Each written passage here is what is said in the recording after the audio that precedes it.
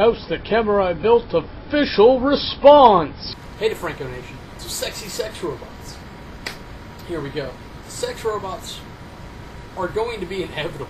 Robots in general have already been such a prominent design in so many sci-fi movies that it's created motivation to have that technology available. Robotics industry has already rocketed off, and they have completely humanoid bouncing robots that can move, talk, shake your hand, probably wash dishes if you can just program it to understand what a clean dish is. People are lazy. People have an incentive to make robots that do things.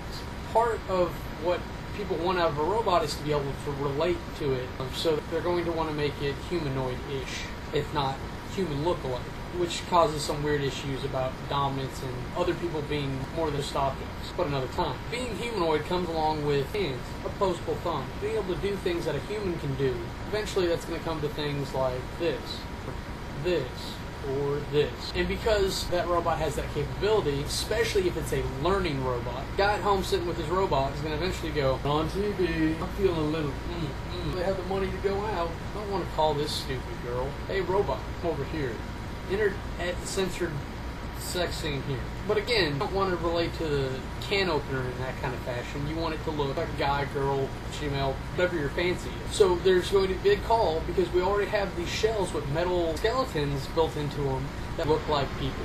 So all you have to do is create the robotics to go along with that kind of skeleton, which they already have. Probably a little bulky. I just had the greatest thought that the first sex robots are going to be fatty fetish robots. Now they even have sensors and whatnot to try to make them moan, so that just goes into with all the other robotics. The robot may not be able to actually feel, but it should be able to register things that are happening to it and interact with the environment around it. If that involves exertion or developing, then that's just another variable for the robot to read. So the question is not whether or not sex robots are feasible, whether or not sex robots are going to happen. It's completely feasible. It's almost inevitable because somebody's going to want it bad enough to make it happen.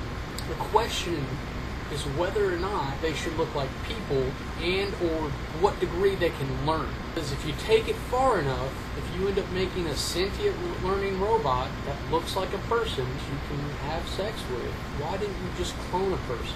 Maybe Asimov's 3 rules of robotics will save us. Anyways, those were my thoughts. I'm Kamurai. Have a nice day.